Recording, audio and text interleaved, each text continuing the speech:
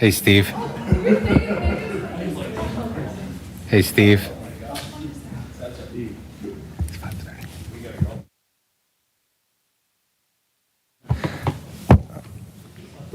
Okay, I guess we gotta start working now, huh? I'll call to order the Planning and Zoning Commission meeting for August 6, 2025. Roll call, please. Arel. Here. Budke. Here. Clava. Present. Holt. Mattson. Here. Reichert. Here. Sandy.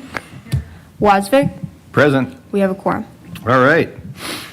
Reading and approval of the minutes from the July 9th meeting. If anybody wants to read that out loud, they can, but I think I'll look for a motion, Mr. Reichert. Move approval. Moved by Mr. Reichert, second by Mr. Clava. All right. All those in favor signify by saying aye. Aye. Opposed, same sign. All right. Minutes are approved as submitted. Public hearings, final approvals, petitions, and minor changes. 3-1. Item 3.1, ordinance to amend the zoning map to rezone from B1 to R2, B3 to R4, and B3 to R2. Ms. Grasser. All right, so this was from our first round of letters for our non-conforming lots. These are 8 properties shown in the highlighted yellow. Out of the 43 letters that we sent, 2 lots are going from B1 to R2. 3 are going from B3 to R2 and B3 to R4. We are just rezoning them as to what fits in surrounding them. So like the ones pictured are going to R2, just makes the most sense to tie that in. These were based on keeping these houses within our affordable housing inventory, and it just makes sense to rezone them so they can get traditional financing. Staff is recommending approval of this, and I'll stand for any questions. Okay, any questions for Ms. Grasser before? I think we've all seen this one a bunch of times. So with that, I'll open the public hearing. Anybody in the audience want to step up and address 3.1, do so at this time. Seeing no one, I'll close the public hearing, bring it back to commission. Mr. Reichert. Move approval. Moved by Mr. Reichert. Second by Mr. Budke. Any further discussion? Just a second. Yeah, this would be a point if you wanted to say something. Yeah, you can come up, yeah. I've You closed. asked somebody- I'm sorry. You I've- gotta- I've closed the public hearing. We'll open the public hearing or just step up and address the microphone. Hi, sorry. I'm the one that owns 702 South 14th Street, Okay? and I got a letter saying if I wanted to try to rezone it to residential, because right now it's commercial. Because I was told with it being commercial, I couldn't add on to the house, do any kind of thing like that. And if it burnt down, not that I wanted to burn down, or a tornado, whatever, I couldn't rebuild. Is that the truth?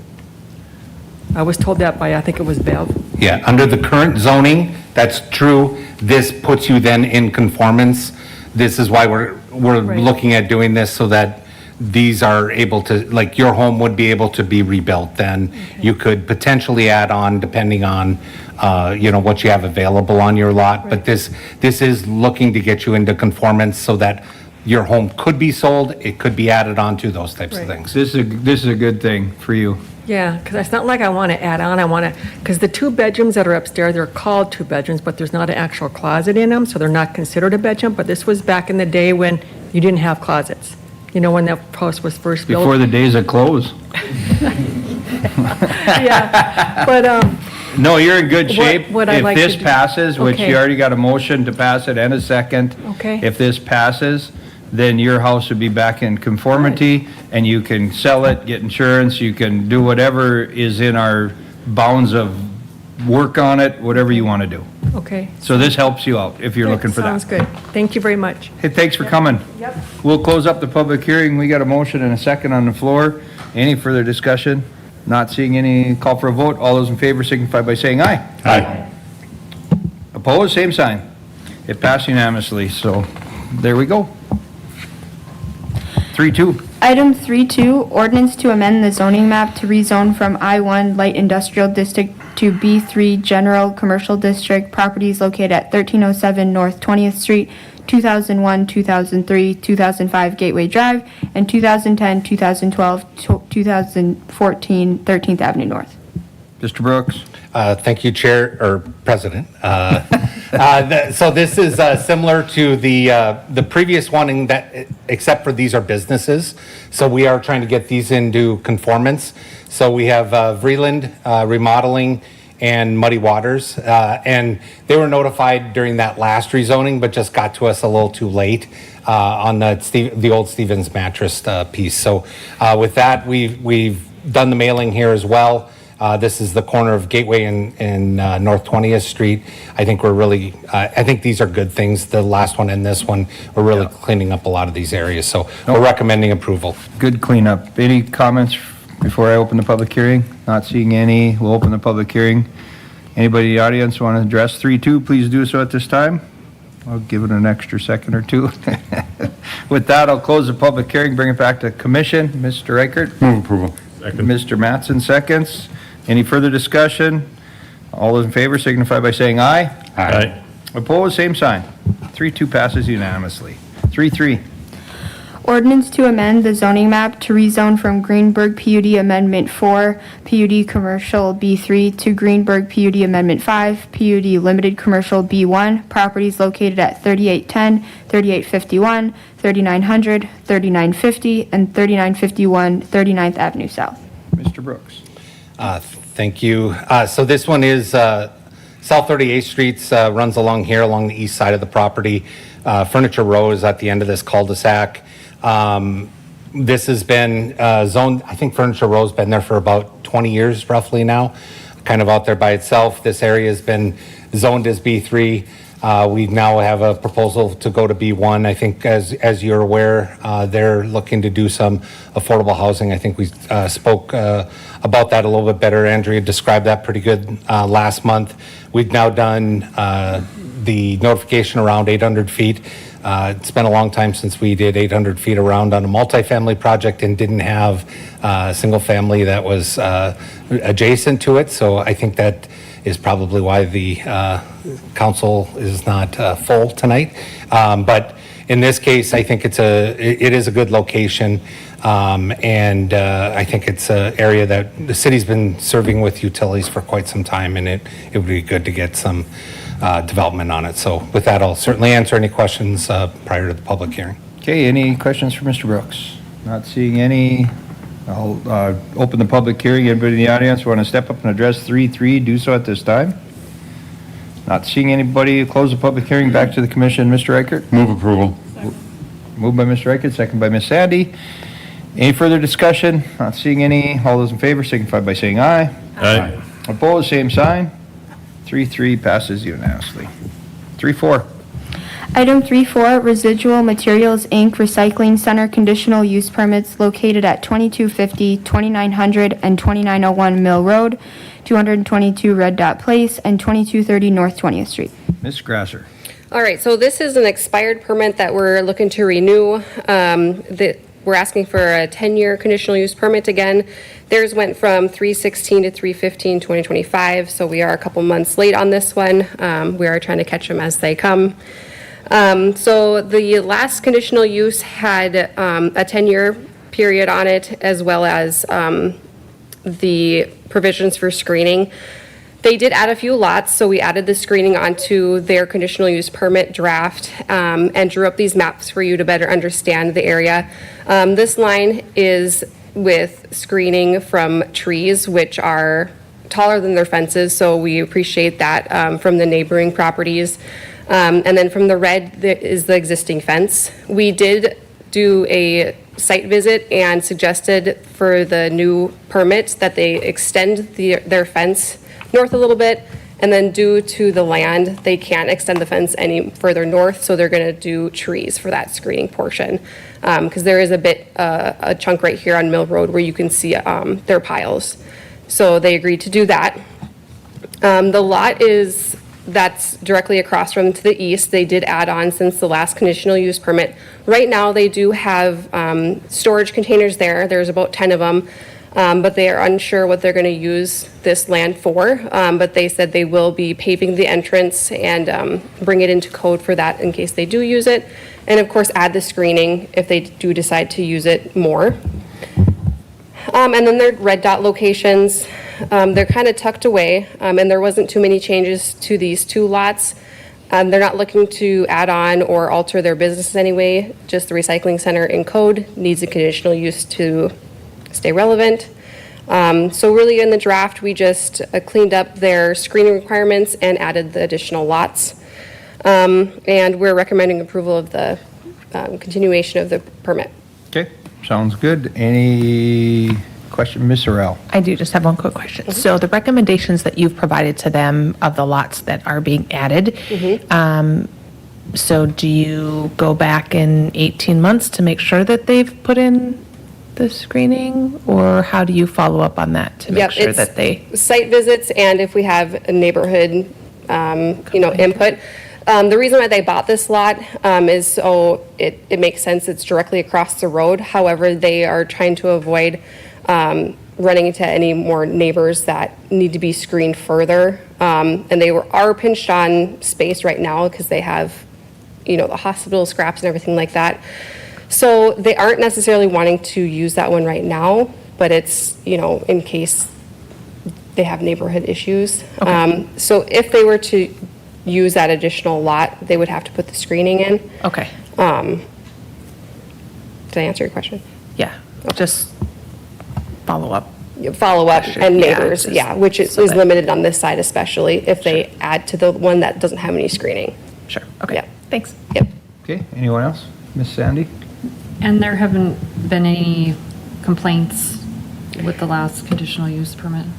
They have had conversations with their neighbors, just to this side, is because some of these trees in this little strip right here have been dying, and they are looking at replacing them with additional trees. The trees will take a while to get to the, mature height, but it does screen much better than fencing, so we talked to the owner, and he agreed to replace it with trees, and just, we informed the neighbor that the trees will become better in height, and he was okay with that. Okay, But, and so that's part of the permit? yeah. Okay. Yep. Perfect, thank you. Okay. So just the anyone- screening. Anyone else? Thanks, Ms. Sandy. Mr. Well, Brooks? If I could just say one more thing, they've had a lot of material coming in there lately, and they have been doing a really good job, so I think this is one of those necessary things. They're really keeping it about as well as you can, but there's a tremendous, like the hospital, all those UND buildings, they've been getting a lot, so I think this is just helping them kind of, it's probably a good time for it to come up and kind of have this discussion, but I think they've been very receptive to everything we've brought to them, so we do appreciate that. Sure. All right, with that, I'll open the public hearing. Anybody in the audience want to step up and address 3, 4, do so at this time. Seeing no one, we'll close the public hearing, bring it back to commission. Mr. Riker? Move approval. Second by Ms. Sandy. Any further discussion? None. All those in favor signify by saying aye. Aye.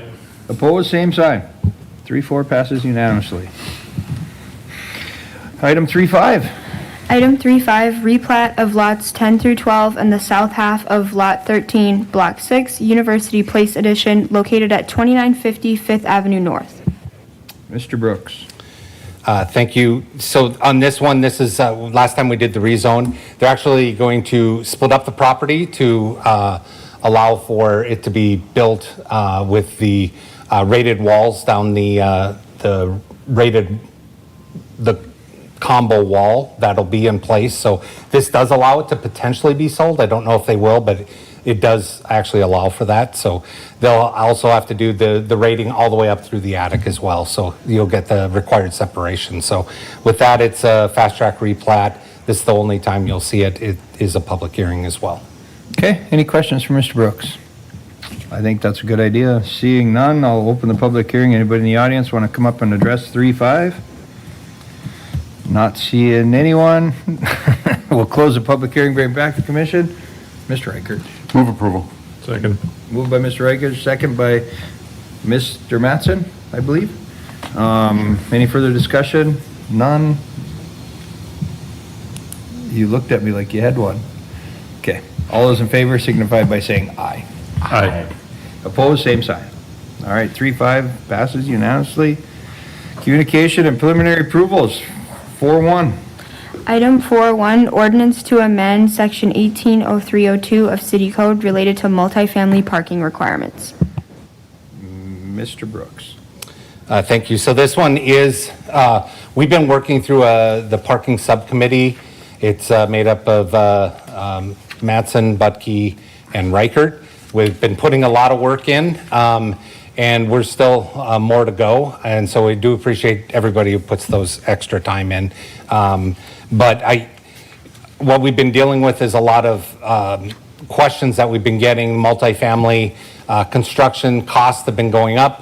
And one of the things that we're looking at is our requirements specifically on some of the one and bedrooms were quite a bit different than what we were seeing in other cities. And so we've had a lot of questions. We've had people saying, is there something we can look at on this? We're seeing standards throughout the nation, the region, those types of things that we're much higher. And so the parking subcommittee, it was an item that we had brought to them early on. There was recommendations that were going to come out of there as part of a whole package on parking, but I did ask for this to kind of come separate because we have about 6 apartment building designers that are looking at, whether or not these pencil out.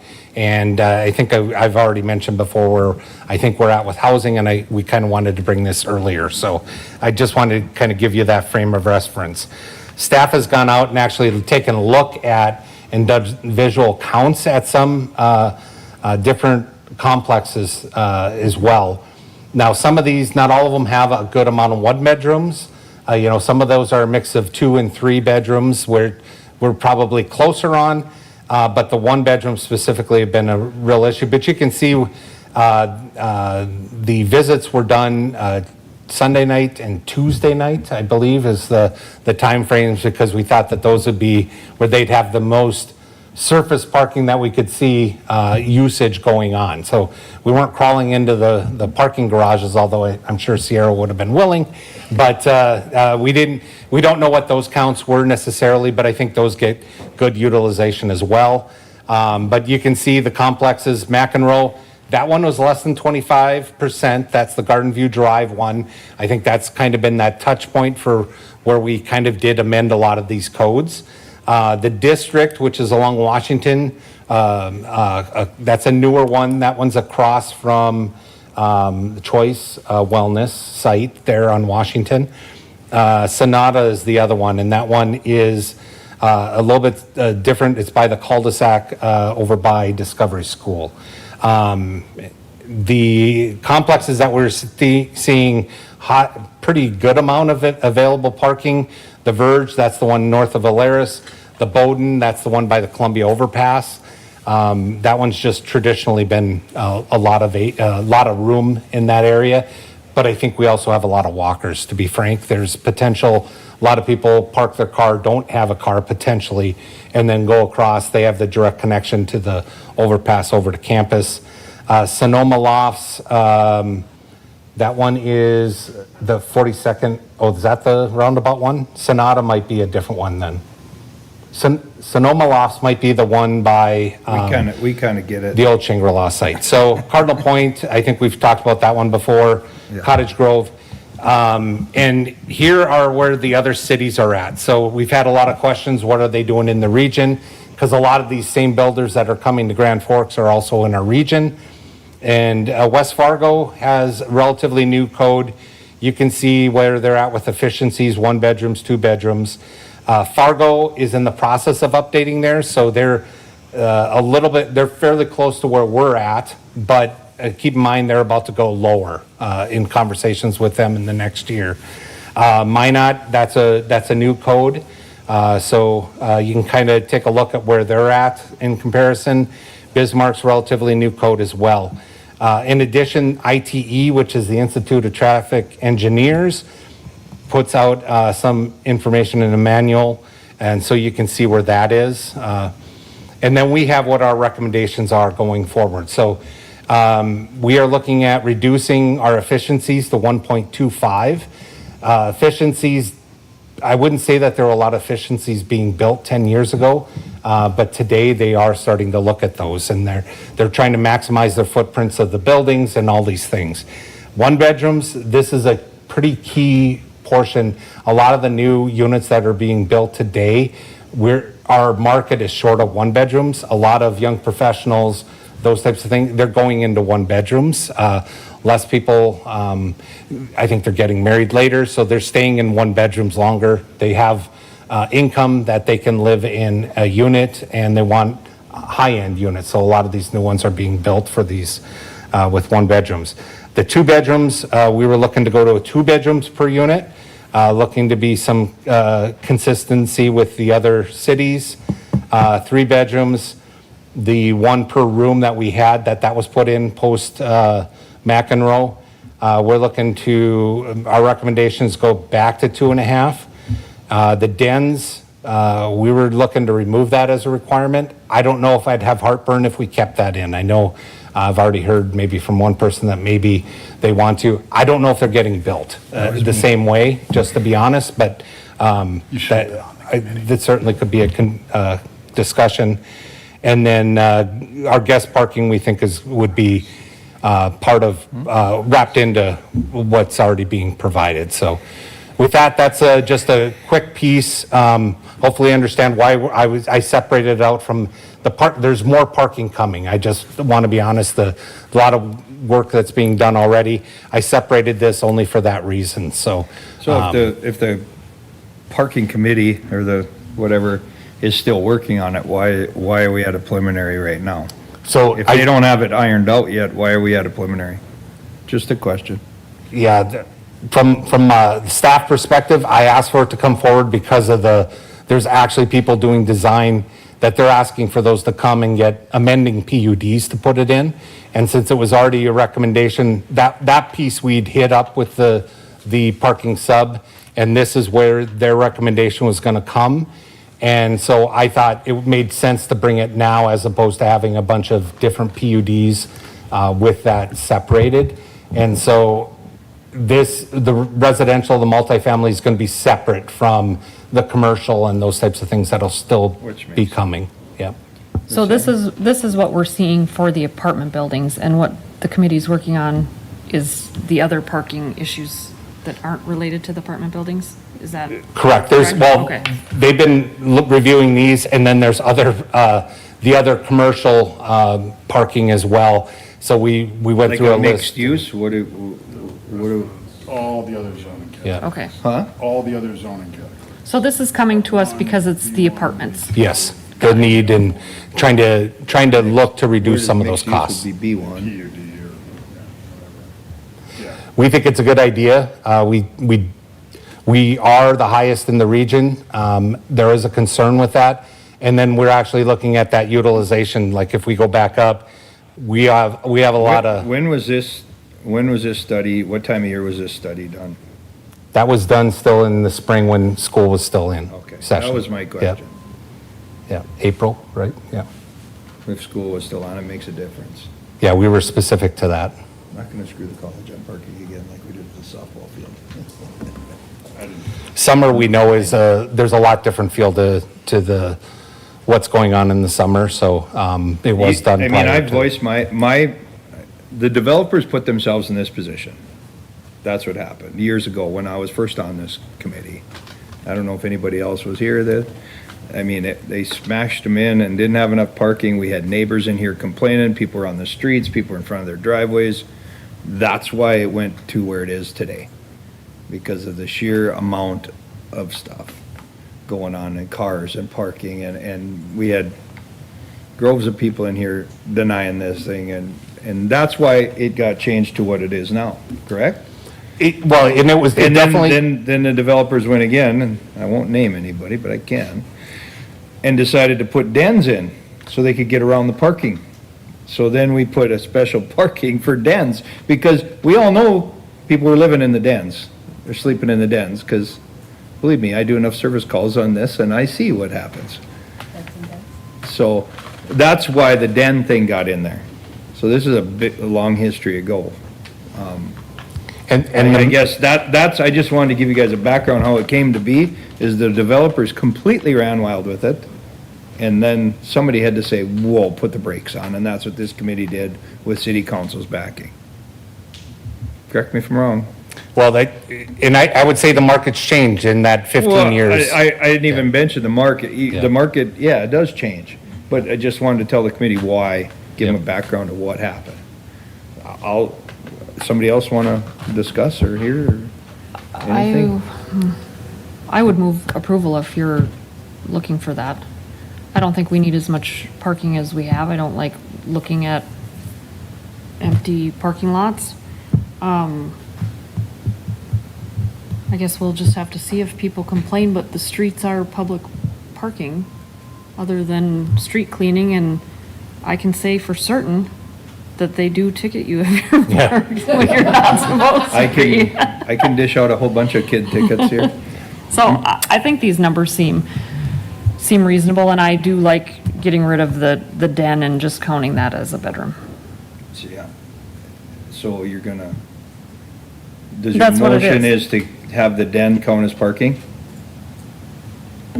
'Cause It's then I would counted as a support it. bedroom. Okay, so Yep, you're gonna count. is what they're proposing. So in essence, it'll count as parking. Yeah. That's what you guys, you want to second it? You had your hand up? Alex seconds it, then we can have a discussion. Yeah, please, Mr. Yeah, the only thing, we took a long look at this on the parking subcommittee, but I mean, I think I'll just warn the committee here. I mean, I think we're gonna have to look at multifamily when they come in a little closer. I mean, that's just sort of the way it is. And I mean, if somebody comes in with a goofy mix, you know, part of this is, it's the law of big numbers, right? It only works if you're in a big, you're dealing with big numbers and they compensate for each other. So I think we just have to be careful, but I think this is the right number. Well, that's what I wanted to So- hear from you guys on the committee, you know, what do you? With that, do the other cities look at the density and the mix of efficiencies and 3 bedrooms when they're deciding on their parking, or it's just this is Yeah, it? this is the formula that gets used. So when we start talking mixed use, I think that'll be the next conversation that'll come. So we're just simply looking right now at apartments, that next piece will be, we'll talk about the mixed A lot of the use. stuff we're seeing now is mixed use coming forward to us. I mean, I'm gonna say most of it, right? The 6, I think there's about 6 looking now, none of those will be mixed use. And mixed Yeah. use are great because Yeah. they share the parking. I mean, Correct, yeah. with an apartment, they're usually empty during the day, so. No, yeah. Yeah, we put SoCo on here, and I didn't get to that, but their commercial isn't full at all. They would love to probably go to 100% residential, but I've kind of said you're capped right now. And that one is close to residential strip there, and at this point, I've kind of said, been a little bit resistant with that developer that we got to that where it is today, and I think we should look at other areas before we put more residential in that area, so. Anybody else discussion on it? Mr. Brudkey? I don't want to speak for the rest of the committee. I had written down like a couple things that kind of came up in our discussion, right? I mean, the one is just sort of laid out in your matrix, right? The table, Ryan, you know, we are high, right? We've been using this sort of like floor and ceiling metaphor in our discussions, right? Yeah. So, I mean, this being a parking minimum represents the floor, right? You have to provide this parking off the street.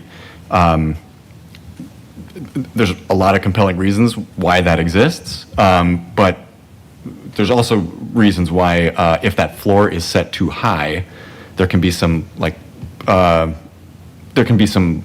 large scale effects there, right? When you yes, this site might have a few extra parking stalls, no big deal, but when you apply that across like the size of the city, that's a lot of extra parking, right? That's a lot of extra impervious, a lot of extra runoff, right? Like that effect is compounding. So I do think that there's the public interest is in, if there's going to be a floor, right, that it's not set too high. I guess that's my view on it. The other thing that we talked a lot about was, okay, the city is setting this, through our ordinance is setting a floor.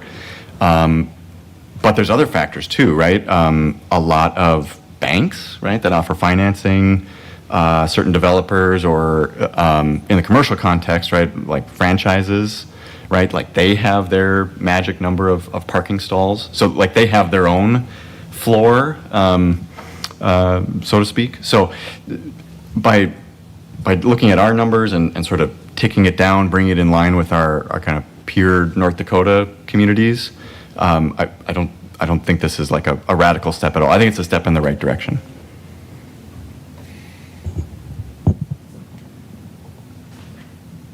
Nobody goes to banks anymore anyway, Andrew. Call for a vote. That'll make our next conversation this summer real easy. I just want to make sure everybody got their fees. No, as long as we count those dens, because that's an Achilles heel for me. Okay, we'll keep those dens as, counting those as Well, bedrooms. if they're bedrooms, that's great, and that's what Megan said her motion was for. Okay. So are we ready to vote? Well, can I- not to do this, but how do you tell the difference between a den and a Den doesn't have a window. closet? Den doesn't have to have a window. That's how they pulled it off. doesn't have a closet either. Right. Closet, Yeah, no closet, no window, usually. typically. Yeah.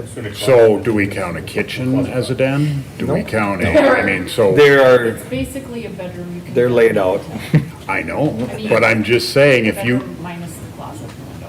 if you're concerned about it, then are you comfortable with just a den as a bedroom? That doesn't seem like a very good law or a very good rule. We wouldn't count it as a bedroom, we would require a Stall for it. stall for that. Right. Parking stall. Right, I understand that, but how are you going to, as developers get creative or as what people want changes, I can see there being different rooms, a dining room. Would you To get 'em- Would you count a dining room as a den? To Would get it you- through inspections, to build it, as far as electrical and everything else, it says on their den. Yeah. It does. That's Yeah. a term On of the art plans. Yeah. that architects use? Yeah. Everything that's not a bedroom is a den? I just Not don't- everything. It would have It to just be a doesn't seem very it- It would have to be a separated room. Separated room, 4 And what- walls and a door. The dens that we know that were going in, they were along a hallway. They didn't have a window out. They shouldn't have been rented. Right. They would not have met building Fire code code. or, yep. Correct. Right. So we will count those, and I think we'll see a discouragement of them even going in. That's what I'm. And they'll find other ways, which I think is what's already happening. They're finding other ways to get efficiencies in, because efficiencies are leasable. We're finding people interested in those. Yep. And so they are finding other ways. The micro units, if we remember a while back too, were even like 400 square foot apartments, there's actually an interest in those. Yep. So they're. I just want to make the sure market that you shifted. have a definition that you, one, understand, and two, feel like you can enforce. Correct. We do. Okay. Thank you. Okay, Yep. that's all I want. Okay. Anything else? Call for a vote then. All those in favor signify by saying aye. Aye. Opposed, same sign. Thank you. 4-1 passes unanimously. Reports from the planning department. Just have the, well, that should say, yeah. Monthly update. Yeah. So we've had a few approved. All About Moving is just adding storage units. All True Sports Complex was approved and moving along. They have some permits already written. Wilder Drop-Off Lane was much needed. So that's a improvement for that elementary school. We've had some parking subcommittee meetings as well as the sub-sign committee, and that was with the billboard companies as well. So we can give a more detailed update on that later if you prefer. We will have a sub-sign committee tomorrow as well.